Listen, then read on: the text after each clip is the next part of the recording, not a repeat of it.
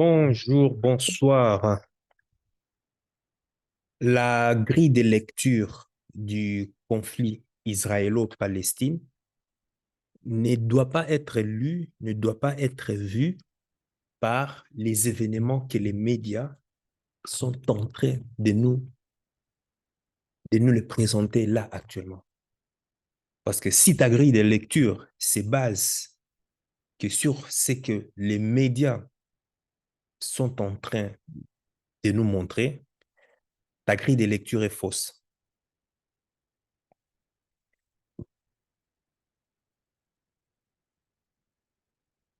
faut savoir que la remise du conflit israélo-palestine au premier plan de la scène internationale, ce n'est pas un hasard.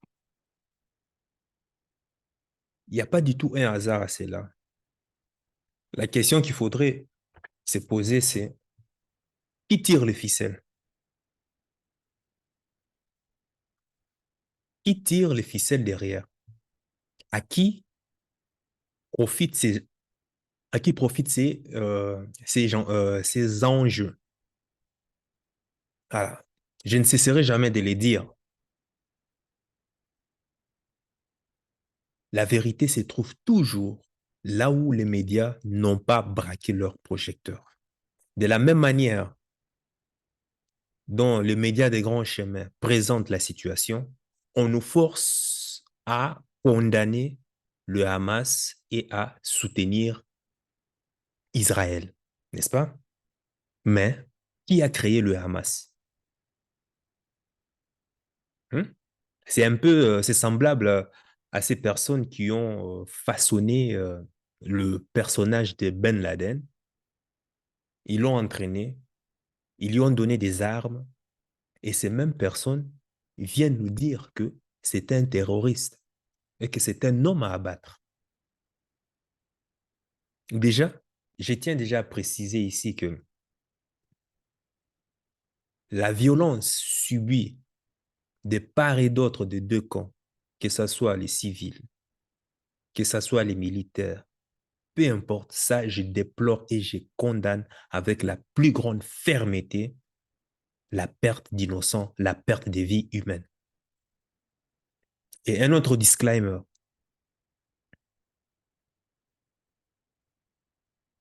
je peux être contre, je suis contre la politique de la France, la politique étrangère de la France, mais je ne suis pas contre le peuple français. Je suis contre la politique étrangère de la Belgique, mais je ne suis pas contre le peuple belge. Je suis peut-être contre la politique étrangère de l'Union européenne.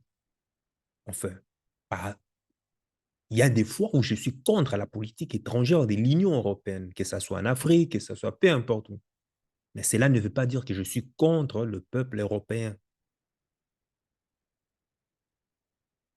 Peuple d'Europe, peuple de France, peuple d'Afrique, en tout cas le prolétariat français, le prolétariat belge, c'est le même combat que je suis en train de mener ici. Et ça, c'est un petit disclaimer que je tiens à dire. Ceci donc pour dire quoi? Tiens-toi bien parce que vers le milieu de cette vidéo, enfin, c'est-à-dire à la moitié de cette vidéo et le trois quarts, je vais révéler quelque chose, mais qui sera une onde de choc. Il n'y a rien de nouveau, hein? Ce n'est pas moi qui l'invente. En tout cas, je me base ici sur les analyses que les Occidentaux, les oligarques, là, eux-mêmes ont même façonné l'histoire. Donc, je me base sur leurs propres écrits. Parce que s'il faut se baser sur certaines vérités que d'autres penseurs ont écrit, mais de manière factuelle, de manière logique, waouh, quoi. On est, euh, abasourdi. On est abasourdi. Mais bon, je vais me baser sur certains écrits, je vais me baser sur certains livres et aussi certaines vidéos que je vais regarder pour pouvoir faire cette analyse.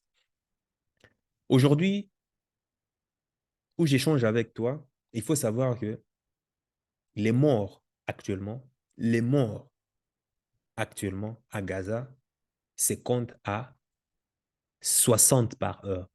Oui, tu l'as bien entendu. Il y a actuellement 60 morts par heure à Gaza. C'est dommage d'en arriver là. Et c'est vraiment triste. Je ne sais pas comment dire ça, mais bref, c'est dommage. Et surtout, comme on dit, la première victime en temps de guerre, c'est toujours la vérité. La deuxième victime, ce sont quoi? Les innocents, les civils, qui n'ont rien demandé de tout cela. Mais tu verras, il y a toujours un petit groupe bien spécifique qui tire les ficelles des enjeux à leur profit et en mettant en cause, en mettant en péril la vie des innocents. Mais on s'interroge quand même. Le Hamas a fait une attaque ciblée sur Israël. Mais avec toute la supériorité en armement qu'Israël possède, elle est en train de ravager des territoires, des régions, de tout ravager dans le but de traquer simplement les commanditaires de cette attaque. Ma question est de savoir, y a-t-il pas moyen de faire des attaques ciblées sur ces commanditaires et éviter la mort d'innocents inutiles? On s'interroge. Bon, si tu penses connaître la réponse, bah, s'il te plaît, partage cela avec moi dans les commentaires. Fais une pause, partage cela. Parce que je ne comprends pas comment est-ce que il faut ravager des villes et des villes, des bombes et des bombes, dans le but de traquer ces commanditaires. Je ne comprends pas. Avec toute la supériorité en armement. Le Mossad, le premier service de renseignement militaire le mieux équipé, le mieux muni au monde. Ça aurait pu se comprendre si ils arrivaient à mener des attaques ciblées. Mais bon, bref. Bon, pour comprendre ces conflits, il faut prendre de la hauteur. Je vais expliquer le conflit Israël-Palestine de manière historique, mais en prenant de la hauteur. Et on va remonter dans l'histoire. En remontant l'histoire, on comprend très bien que ces genres d'attaques-là qu'on nous présente sur le média, là, eh ben, c'était prévisible. C'était prévisible, mais je ne comprends pas pourquoi les gens font semblant d'être choqués sur la question palestinienne.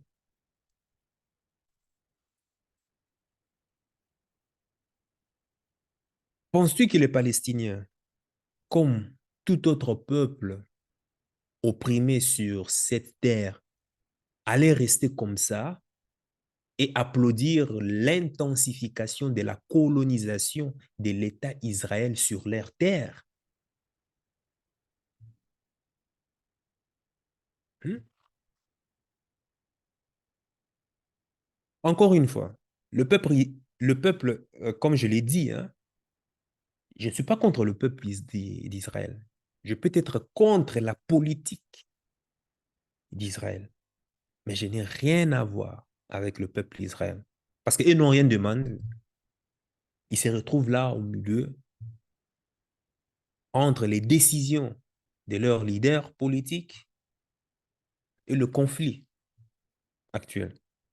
Donc, encore une fois, le peuple israélien n'a rien à voir dans ces conflits. Mais il y a toujours, comme je l'ai dit, cette élite parasite qui tire les ficelles pour ses propres intérêts, mais a décidé d'embarquer tout le pays dans une guerre voilà, que personne n'a jamais souhaité. Et voilà. Le conflit israélo-palestinien est emblématique dans l'emblème, le symbole de l'iniquité de l'organisation de ces mondes. En remontant l'histoire, j'ai eu froid au dos. Et ces conflits montrent comment le mensonge gouverne carrément ces mondes. Et que le rêve de pacifier les relations internationales et de créer un espace mondial guidé par les principes d'équité et de justice n'est pas à la portée du bloc qui domine ce monde. Jusqu'à présent, donc, ce n'est pas à la portée de l'Occident. Oui, le bloc qui domine ce monde, c'est l'Occident. Et c'est ça que montre le conflit. À travers la fenêtre de ce conflit, il faut s'éloigner du présent, du factualisme, comme on nous l'impose. Ah, 1200 Israéliens tués, donc Israël a les droits de riposter. Ah, 600 morts, 600 innocents, 600 civils Israël. Donc, ça justifie qu'Israël aussi puisse bombarder, puisse aller tuer d'autres peuples. Bref, tu l'auras compris. Ben, c'est ça qui est dangereux justement avec les médias des grands chemins. La manière dont on nous explique les faits. C'est comme si les faits, c'est comme si les faits ont commencé dernièrement, il y a quelques jours, avec l'attaque du Hamas sur Israël.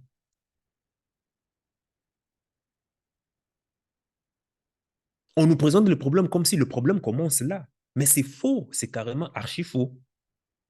Parce que si on ne remonte pas aux origines, on ne comprendra pas ce qui est en train de se passer là actuellement. Et dès que tu remontes aux origines, c'est là que tu te dis, mais dis donc, waouh, est-ce que ces médias sont vraiment sérieux dans leur démarche? Où est la déontologie? C'est là qu'on se pose vraiment des vraies questions. Donc, en remontant l'histoire, qu'est-ce qu'on constate?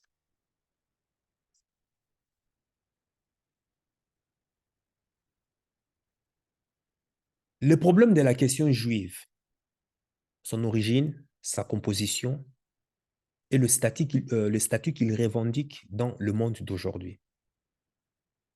Il y a le problème du fait de l'émergence de l'État juif, du foyer juif.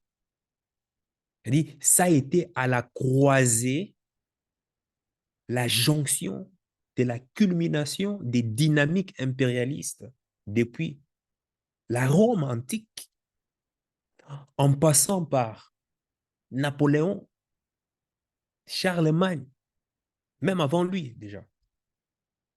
Et puis tu as le colonialisme, l'esclavage. La jonction la plus culminante de cette dynamique, hein, de cette dynamique-là, c'est ça qui est l'expression du mal par excellence.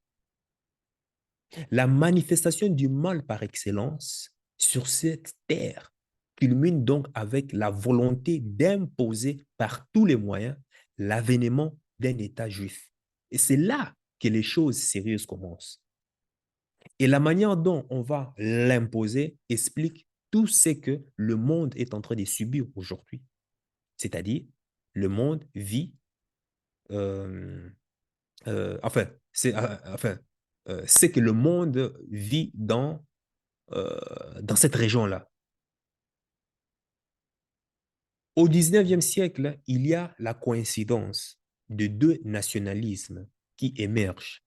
Il y a le mouvement arabe et le sionisme avec un certain euh, Herzl, Théodore Herzl, considéré comme le père fondateur du sionisme politique, le visionnaire qui a su mobiliser les masses autour de l'idée de l'État juif.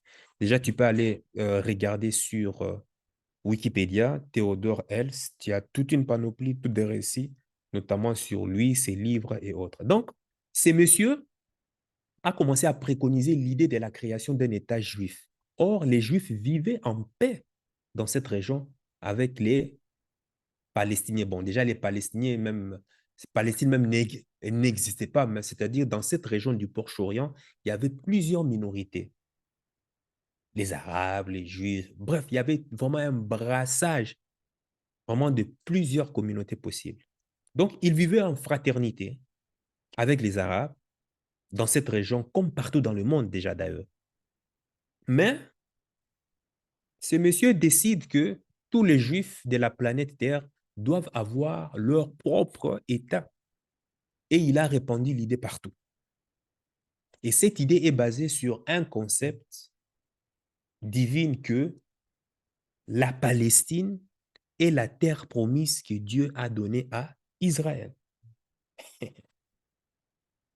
Donc, un écrivain décide un jour d'écrire dans ses livres que la Palestine est la terre promise des Juifs.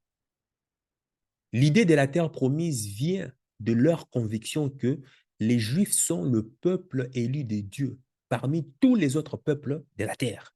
Donc, si tu ne le savais pas, déjà, entre parenthèses, la Bible est inspirée de la Torah et puis d'une partie des livres des Mormons de l'ancienne Égypte qui provient justement de toutes les ramifications, en fait, de la spiritualité africaine.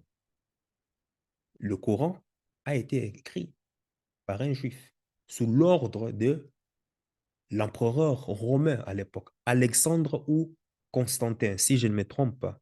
Bon, je ferme la parenthèse parce que là, ce n'est pas le sujet. Donc, il faut déjà comprendre le contexte. Donc, du fait qu'il est le peuple de Dieu, il doit avoir un statut particulier et spécial à l'égard des autres peuples. Tout ça survient dans l'effervescence du mouvement nationaliste arabe. Et puis, il faut comprendre qu'à l'époque, lors de la Première Guerre mondiale, l'Empire ottoman fait un mauvais choix.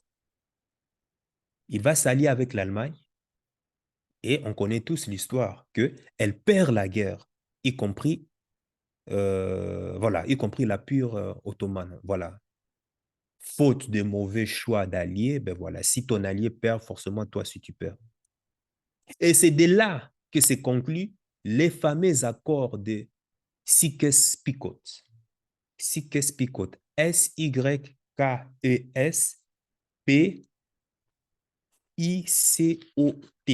Je te conseille. Honnêtement, je ne vais pas pouvoir mettre ça ici parce que sinon, ça sera trop. Mais tu peux aller voir justement sur Google quels sont ces fameux accords. Tout ce que je suis en train de te dire peut être vérifié sur Internet. Comme je te l'ai dit, je me base sur les écrits même des Occidentaux. Les accords de Sykes-Picot sont des accords secrets signés le 16 mai 1916, après une négociation entre novembre 1915 et mars 1916, entre la France et le Royaume-Uni, avec l'aval de l'Empire russe et du Royaume d'Italie, prévoyant le découpage du Proche-Orient à la fin de la guerre en plusieurs zones d'influence au profit de ces puissances, ce qui revenait à déplacer, enfin, décapiter, à dépiécer complètement l'Empire ottoman. Et en 1917, s'ensuit la fameuse déclaration de Balfour, menée par la Grande-Bretagne, qui donc décide de la création d'un foyer national juif en Palestine. Déclaration de Balfour, va encore voir ça sur Google. Je vais faire vraiment un résumé carrément parce que sinon, cette vidéo risque d'être longue. Et maintenant, c'est là que maintenant commencent maintenant les problèmes. En 1918, l'Empire ottoman est démantelé. Disons qu'elle a perdu la guerre suite à son mauvais choix des partenariats. Et la Société des Nations va donner mandat à la Grande-Bretagne et à la France d'administrer les territoires proches orientaux. Donc, d'un côté, l'Empire ottoman, empire impérialiste, et de l'autre côté, les empires coloniaux, qui comprennent l'Empire britannique au sommet de son apogée déjà, et d'autres nouveaux colonisateurs comme l'Empire français et autres. Donc, la Société des Nations leur a donné mandat de se départager le reste de l'Empire ottoman qui a perdu la guerre. C'était comme ça, c'est la loi du plus fort.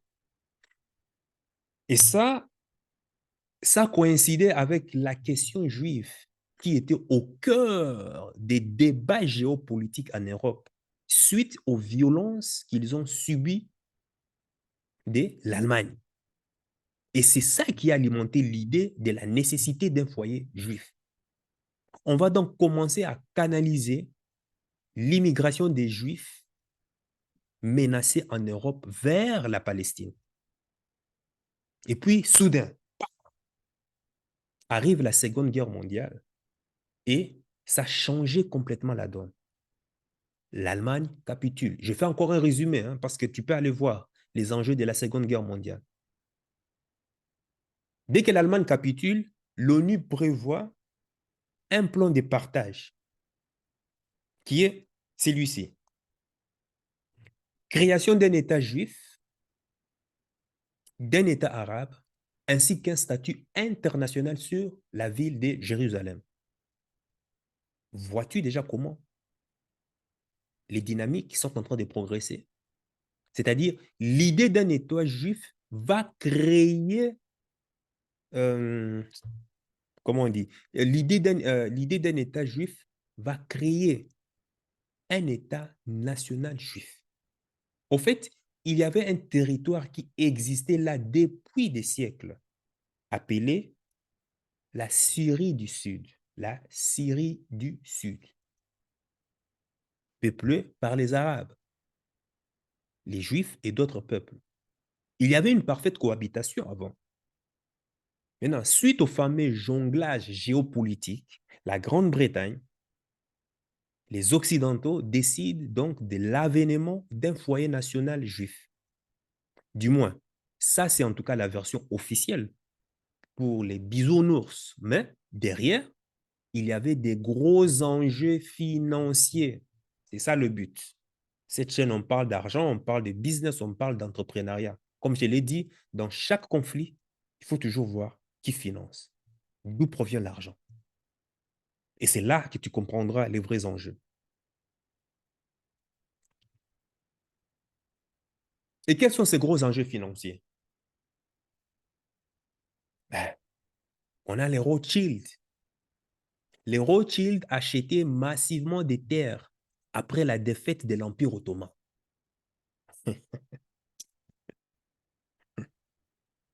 Après, moi j'ai dit avant même la défaite de l'Empire ottoman.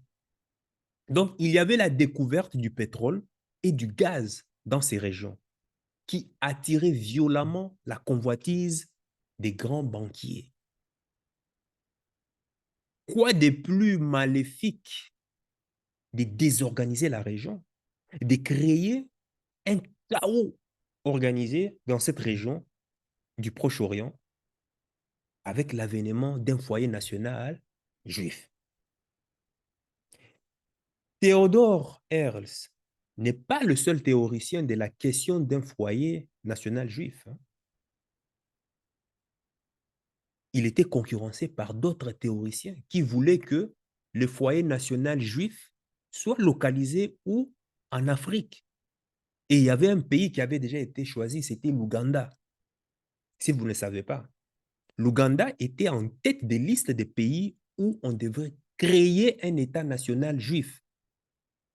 Et d'ailleurs, pour ça, ce que je veux faire, je vais partager avec toi, mais tu peux aller voir sur, tu peux déjà aller voir sur, comment on appelle ça, sur Internet. Hein. Comment est-ce que je vais partager ça? Attends. Tu peux aller voir sur Internet.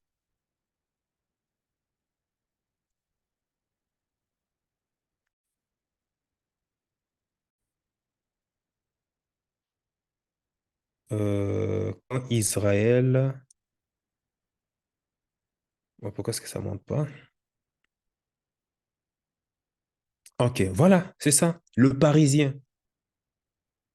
Ils ont bien fait le récapitulatif de l'histoire. Voilà. C'est le Parisien. Ce n'est pas mes livres, ce n'est pas les livres d'un opposant, non. Ce sont eux. Regarde. Quand Israël allait s'installer en Ouganda, le Parisien, week-end, l'État hébreu fêtera ses 70 ans le 14 mai. Et je tiens à vous rappeler que nous sommes en 2018 là. Toutefois, le projet de sa création remonte au début du XXe siècle. Les premiers sionistes cherchaient alors une terre d'asile en Afrique et croyaient bien l'avoir trouvée. Bon, ça c'est Théodore. Et ça, c'est le ministre britannique à l'époque, Joseph Chamberlain. On continue. J'ouvre les guillemets, je lis. Au printemps de l'année 1903, cela fait des mois que Theodore Herzl enchaîne les rendez-vous avec Joseph Chamberlain, le ministre britannique des colonies, à qui il réclame un territoire pour son peuple. C'est la grande quête de ces journalistes austro-hongrois qui vit les foules parisiennes hurler mort aux Juifs pendant l'affaire Dreyfus en 1894. Je ne vais pas parler, je ferme le guillemets. Ici, je ne vais pas parler de l'affaire Dreyfus, sinon ça va être long. Mais tu peux déjà aller voir sur Internet de quelle affaire il s'agissait. Donc, il y avait en fait un sentiment anti-juif, vraiment même parmi les Français et autres. J'ouvre les guillemets, je lis. Emblématique d'un nouvel antisémitisme, elle marqua profondément Herzl et lui insuffla l'idée que si même le pays des droits de l'homme pouvait connaître de tels errements, la seule solution pour mettre fin aux agressions que les Juifs subissaient était la création de leur propre État. Ce qu'il théorisa dans un livre avant d'organiser à Bâle, Suisse, en août 1897, un congrès fondateur où fut adopté un programme visant à établir pour le peuple juif une partie en Palestine. Dès lors, en tant que président de l'Organisation sioniste mondiale, il multiplia les contacts diplomatiques et s'est vu opposer une fin de non-recevoir du détenteur de la dite Palestine, le sultan de l'Empire ottoman. Une première fois en 1898, puis à nouveau en 1902. Cette année-là, il rencontre aussi Chamberlain, espérant se voir octroyer une partie du Sinaï égyptien, territoire sous tutelle britannique. Sauf que Londres n'entend pas la céder. La requête est dans l'impasse quand le 6-7 avril 1903 survient le premier pogrom de Kishinev. Je ferme les guillemets ici pour dire, va aussi trouver sur Google, c'est quoi pogrom de Kishinev. Donc, on va passer. J'ouvre le guillemets, je lis. Dans un empire russe qui compte 5 millions de juifs, 47 d'entre eux sont tués, plus de 500 sont blessés et 700 maisons et boutiques des juifs sont pillées et détruites. Face à ces regains de tensions très sanglants, Chamberlain ressent le caractère vital de la demande d'Earls et lui offre une terre d'accueil, mais pas celle qu'il attendait. Elle se trouve loin de la Palestine, en Afrique, dans une région appelée Ouganda.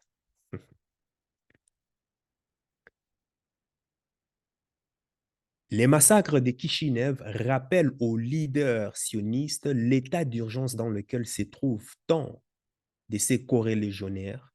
Il redoute de nouvelles exactions et ne peut négliger l'offre anglaise. Il la reprend à son compte et soumet à l'organisation sa propre proposition consistant à créer en Afrique la première colonie d'Israël, les prémices de Sion.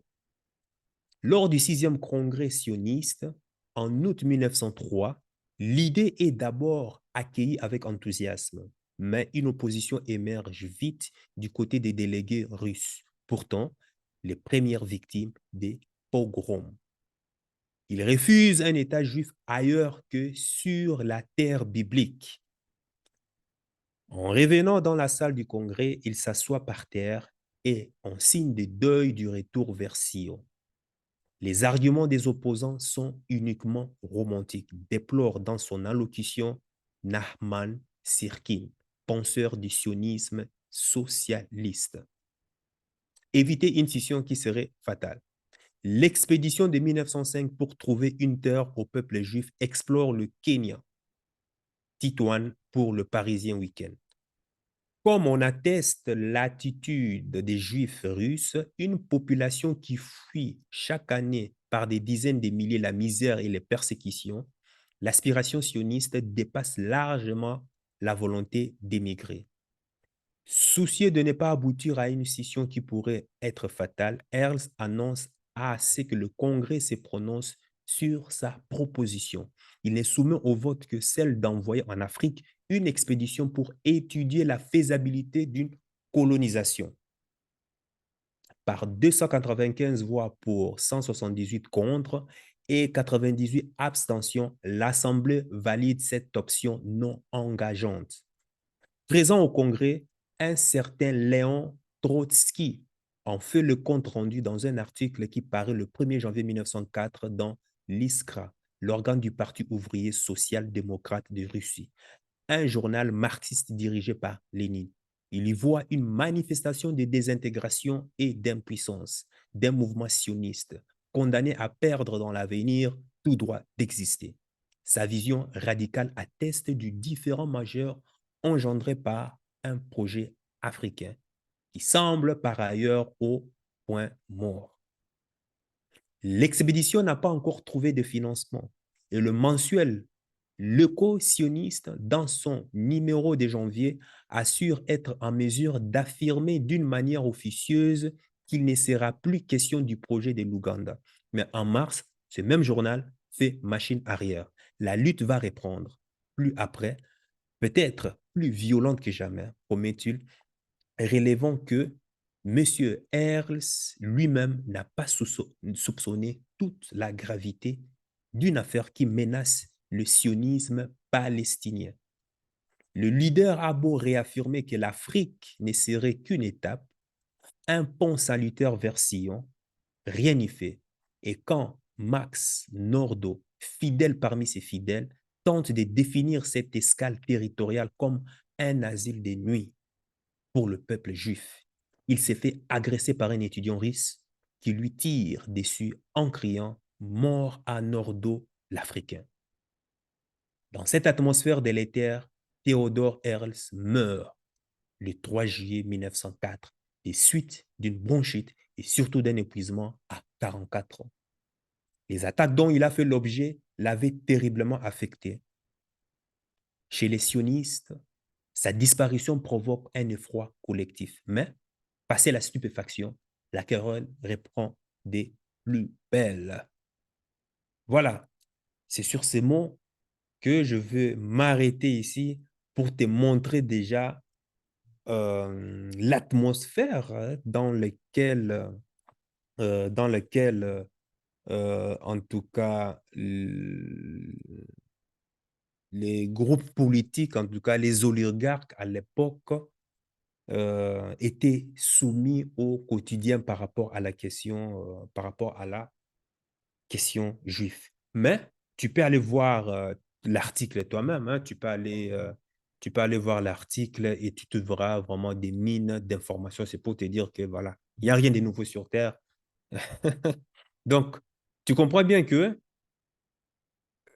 finalement, ils ont créé un foyer national juif en Palestine avec les gros enjeux qui se cachaient derrière. Mais on va habiller ça avec toute une littérature religieuse, spirituelle, pour tromper les enfants et les esprits faibles. Tu comprends bien. On ne va pas dire les mots tels qu'ils sont ici. Voilà. La notion de Proche-Orient, Golfe Persique, devient majeure sur le plan de la géopolitique mondiale.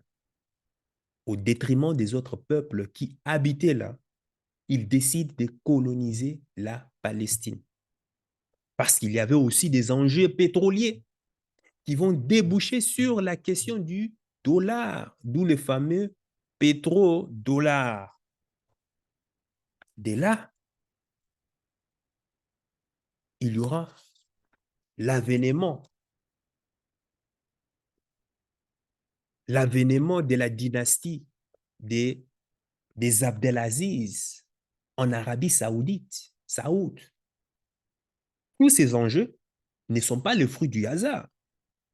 Il est connu que le fondateur des Saoud, Abdelaziz en Arabie Saoudite, était aussi un agent britannique. À l'époque, je ne sais pas, MI6 ou MI, je ne sais pas quoi. C'était un agent britannique. L'ONU propose le plan, l'ONU fait sa proposition du plan là. Et Israël, sans attendre, déclare la naissance de l'État juif avec euh, Shem Weizmann comme président le 14 mai 1948. Et la réponse de la Palestine a été niet, carrément niet, à la Akbar, niet. Non, c'est non. Donc, cette proclamation unilatérale de l'État juif va déboucher sur le premier conflit israélo-palestinien. Tu vois maintenant comment est-ce qu'on remonte là? Les États arabes rejettent à l'unanimité le plan de partage de la Palestine de 1947 proposé par l'ONU. La Ligue arabe dit, on ne reconnaît pas ça. Et voilà comment se pose maintenant la fondation du conflit israélo-arabe. Les pays arabes limitrophes d'Israël en ce moment-là, il y avait quoi? L'Égypte, il y avait l'Irak, la Syrie, la Transjordanie, qui devient la Jordanie plus tard, et puis le Liban. Parce que c'est important de préciser cela parce que c'est sur ces blocs des pays arabes que vont naître l'impérialisme des Américains sur le monde et jusqu'à aujourd'hui. Et pour ça, je te conseille de lire le livre Le Grand Échiquier. Va sur Google, lire le Grand Échiquier. C'est un gros livre, mais crois-moi, avec ce livre, tu comprends toute la politique internationale, en fait. C'est-à-dire à partir des deux guerres jusqu'à aujourd'hui. Voilà. Donc, la première guerre d'ombre, c'est-à-dire israélo-arabe, qui part de 1948 à 1949, est pour Israël une guerre d'indépendance. Or, pour les Arabes, il s'agit voilà, c'est une catastrophe. Il s'agit de luttes contre l'occupation, contre la colonisation. Ceci va déboucher sur la ligne d'arministrice, qui déjà à l'époque fait que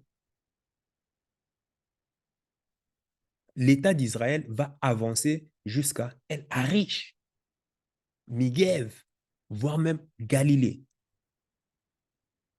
Il est allé au-delà de ce qui lui était délimité par l'ONU. Pourquoi? On va comprendre, comme je t'ai dit, c'est la loi de la jungle. Il n'y a que le plus fort qui fait sa loi. Ce qui va entraîner quoi? Une deuxième guerre, celle de 1956, où Israël va encore s'emparer encore de la région de Sharm el-Sheikh en Égypte. S'ensuit des pourparlers politiques sans issue et la fameuse guerre des 6 jours voit le jour,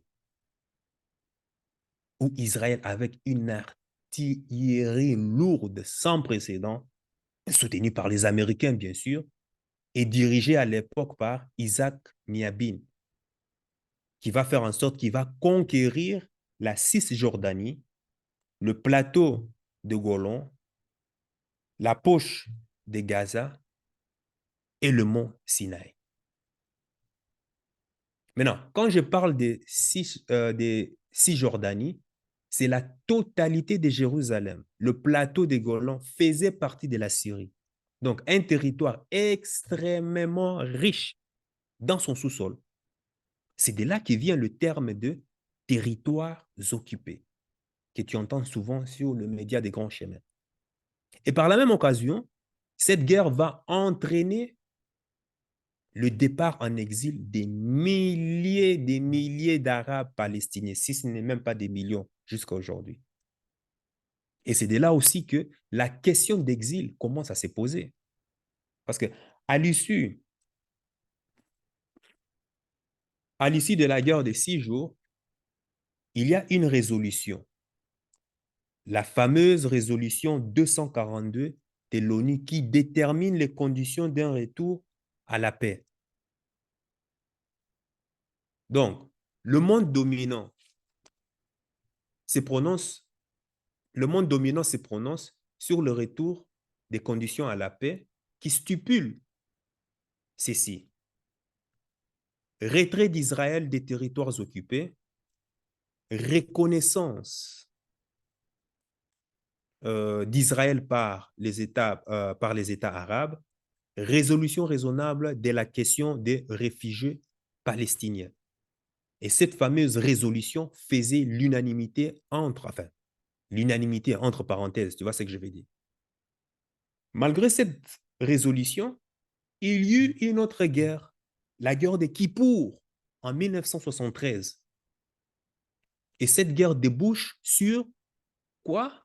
Le choc pétrolier. En résumé, la Ligue arabe décide d'augmenter le prix du pétrole et qui aura pour répercussion de bouleverser l'économie mondiale, la géoéconomie mondiale jusqu'à aujourd'hui.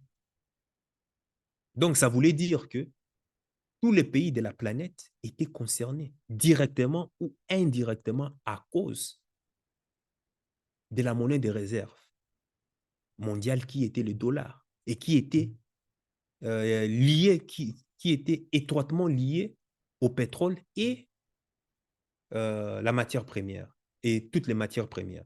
Et je tiens à rappeler ici qu'il était strictement, même jusqu'à aujourd'hui, qu'il est strictement interdit à tout pays dans le monde de vendre sa matière première dans sa monnaie locale. Le pays est obligé d'acheter du dollar avant de vendre quoi que ce soit.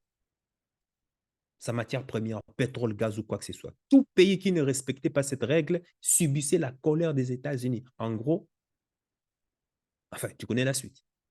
Et c'est ça qui a justifié toutes les guerres que les Américains ont menées dans le monde jusqu'à aujourd'hui. Il ne faut pas se leurrer par des mots complotistes, des terrorismes à la con. Mais qui crée ces terroristes? Voilà. Comment est-ce que ces terroristes reçoivent leurs armes? Tu connais la réponse. Donc, l'événement majeur suite à la guerre de Kippour était que deux grands titans s'affrontaient. C'était comme des ponts aériens qui s'affrontaient. Donc, d'un côté, il y a les Américains qui soutiennent Israël, et de l'autre côté, il y a le pont soviétique qui soutient les Arabes. Déjà en ce moment-là, il y a polarisation géopolitique du conflit qui s'étend au niveau mondial à travers les deux blocs. C'était aussi guerre froide aussi. Hein. Le bloc soviétique et puis le bloc américano-occidental. Est-ce que tu comprends? Donc, je vais continuer la suite. On va continuer la suite. Je vais faire une deuxième vidéo pour continuer la suite parce que vraiment, sinon, ça va être, cette vidéo risque d'être long. Et avant de continuer, moi, je voudrais que toi, tu me dises dans les commentaires